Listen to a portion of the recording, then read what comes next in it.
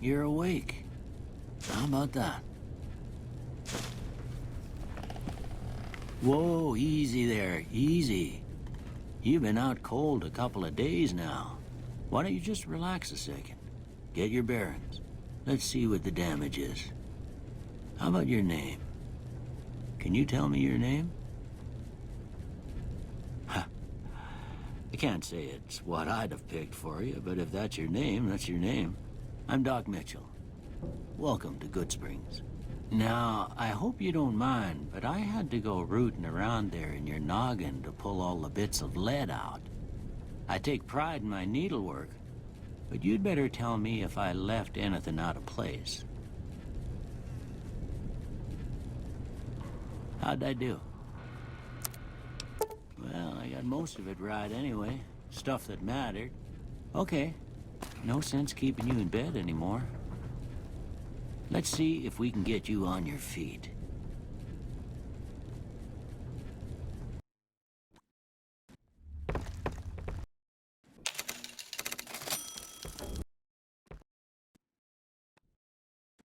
What do you...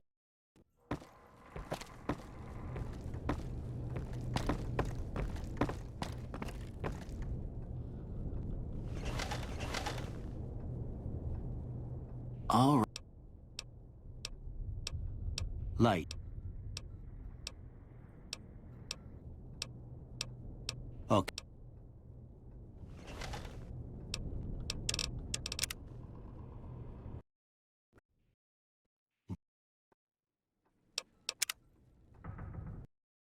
Come with me, I'll see you out. Here.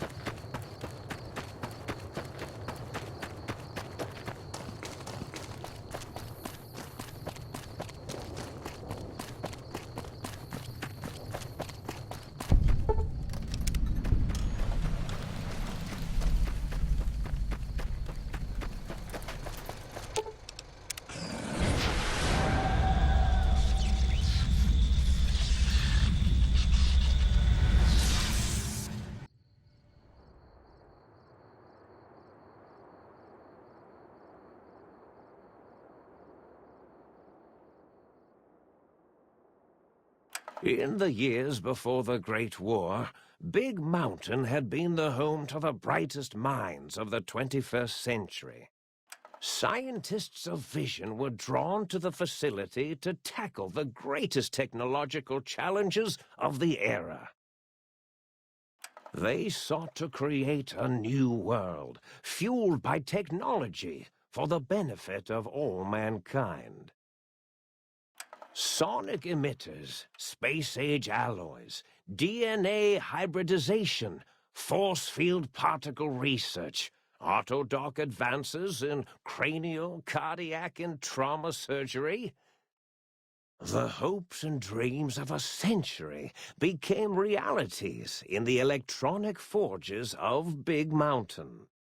The nucleus of this research was the Dome, a huge stone facility that held the labs of every science known to man. It was a think tank where no problem could not be solved, where no question could not be answered. The Great War brought a new energy to Big Mountain and its scientists. Although sheltered from the front lines, the scientists waged their own war, fighting their battles at the atomic level. Equations and calculations marched endlessly across chalkboards and computer terminals toward one solution: winning the war. For years, the minds and computers of Big Mountain were a blaze of trajectories, weapon schematics, and nuclear theories. The problems began to outpace the solutions, first geometrically, then exponentially. As the war escalated, so did the questions. On the night of October 23rd, 2077, the scientists received an answer that put all their questions to rest.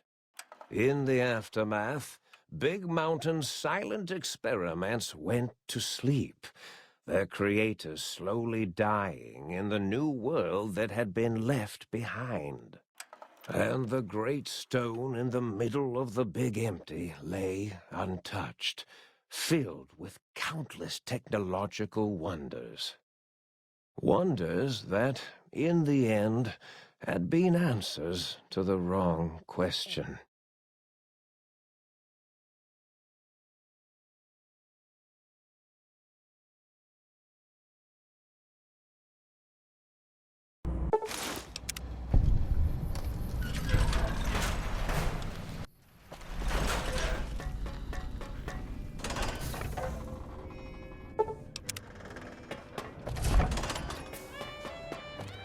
I thought I...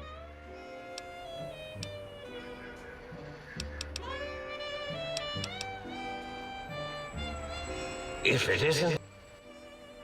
Moby.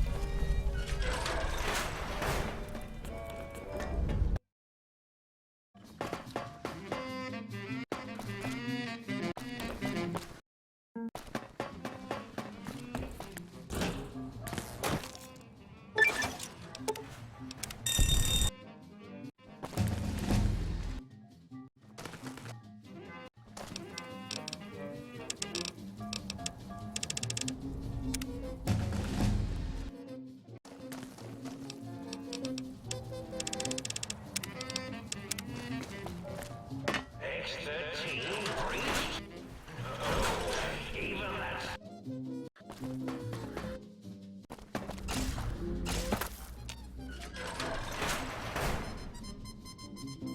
Well done, Tail. Soon the technologies will be safe. You think that oral stealth suit will keep you hidden from me? Think again!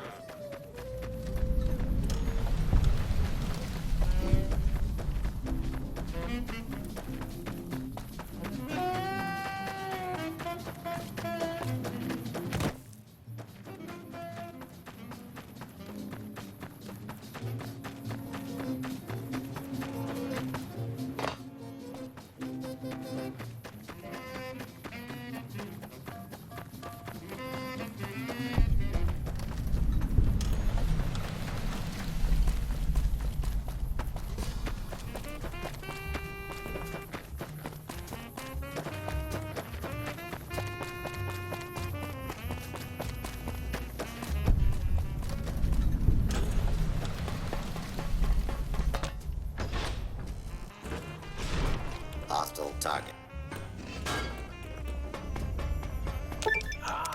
Trying to steal the H2 transmitter array antenna, are you?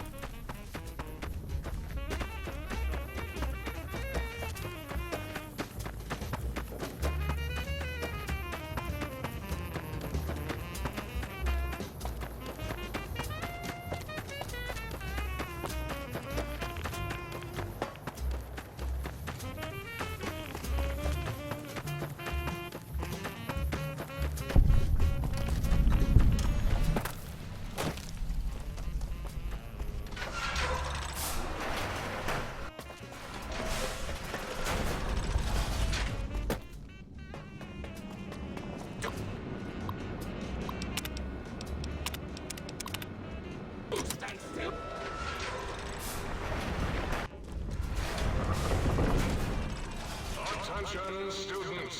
This is the pre-recorded voice of your pre-recorded principal, Dr. Principal Boros.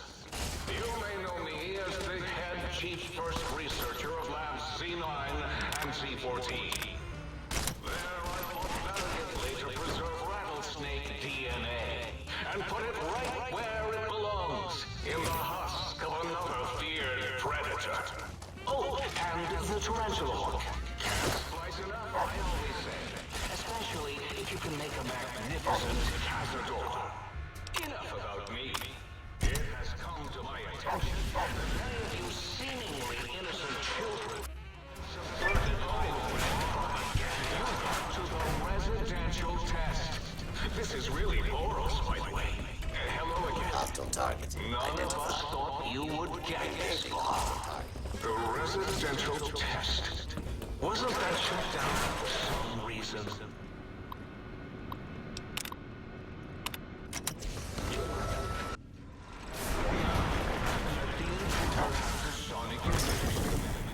Climb water, all right, boy? Let the intruder dig it up wherever you buried it. Okay, but down, boy. Stop it.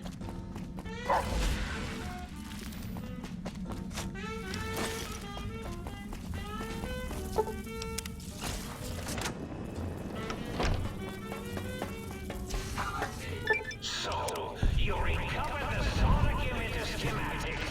Are the zero. Your screams as my... If you think breaking the cyber dogs of X8 makes you brave, intruder, it is no use. All cyber dogs are under my command, and they will bite you.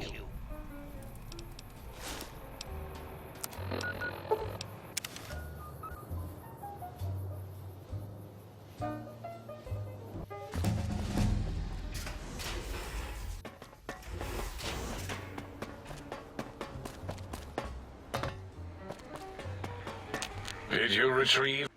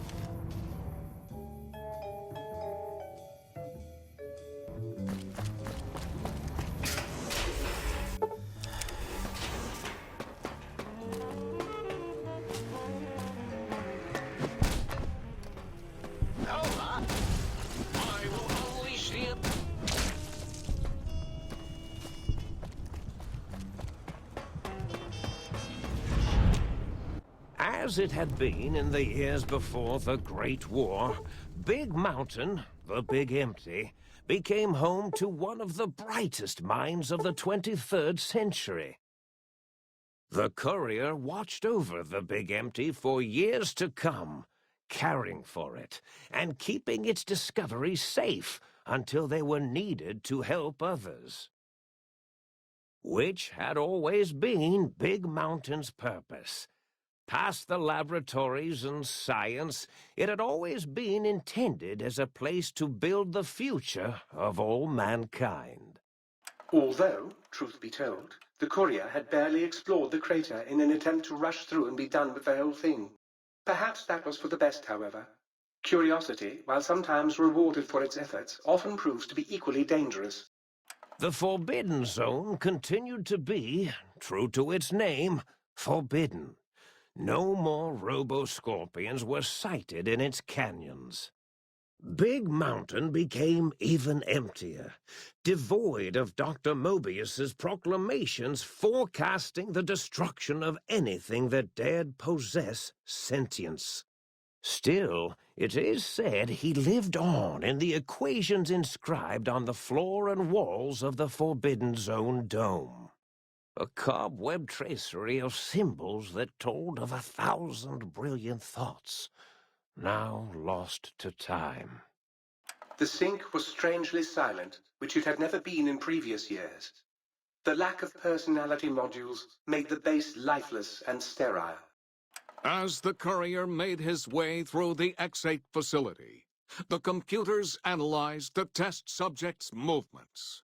They eventually created new cyber dogs to root out commie traitors from the wasteland. Traitors like Betsy Bright, Richie Marcus. Although they couldn't seem to find any commies, so they turned on themselves, howling sonic barks that echoed miles across the landscape. The infiltration program in X-13 continued to scan for the subject and the stealth suit prototype long after the test was over. Frustrated and unable to find its lost technology, X-13 expanded its network of laser tripwires, sensors, and robo-brains out across Big Mountain. This glittering blue light beam forest cleanly bisected anything that entered its depths, slicing them into small segmented parts for easy disposal. The courier, organs intact, continued onwards, a little less heavy of step, but with all the organs in the right places, as they should be. After all, brains can develop a life of their own when left to their own thoughts, and the courier's brain was more clever than most. The think tank basement, filled with the lobotomized robotical frames of the doctors, now served as a graveyard. The monitors had recorded the battle in its entirety, including the think tank's final, shrill, terrified screams, whimpers, and pleas for mercy. They broadcast these humiliating last moments as a warning to anyone approaching the perimeter that other smarty pants were not welcome. The courier was the inheritor of the Big Empty, and there was room for only one will in the halls of the think tank dome. There is an expression in the wasteland, old world blues. It refers to those so obsessed with the past they can't see the present, much less the future, for what it is. They stare into the what was, eyes like pilot lights, guttering and spent, as the realities of their world continue on around them. Science is a long, steady progression into the future. What may seem a sudden event often isn't felt for years, even centuries to come. In the times following the Second Battle of Hoover Dam, however, Old World Blues took on a new meaning. Where once it was viewed as a form of sadness, nostalgia, it became an expression describing the potential for the future. It can be easy to see science as evil, technology unchecked as the source of all ills, all misfortunes. With the courier at the helm, science became a beacon for the future. There was old world blues, and new world hope. And hope ruled the day at Big Mountain. We could say more, but the stories in the Big Empty speak for themselves. Now armed with the transportal ponder, the courier could return to the dome at any time and crack open the secrets of the Big Empty one by one. The sink sat vigilant, waiting for its master to return, shoes covered in Mojave dust. Only one road yet remained, and it was one the courier had to walk alone.